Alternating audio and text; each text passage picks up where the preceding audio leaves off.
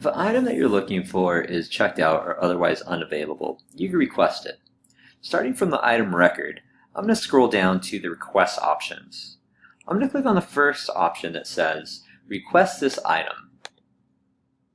This is going to allow me to request this item to be picked up at the King Library.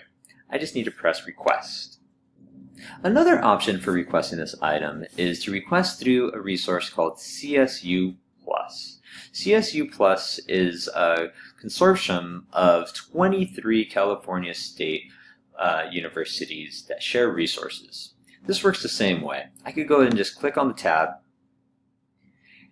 If there's a volume I want to go ahead and set, I could go ahead and place the volume there. This is going to allow me once again to pick up at King Library, and I just need to go ahead and press request. I hope this has been helpful, and if you would like to learn about ILLiad or interlibrary loan, please watch the next video.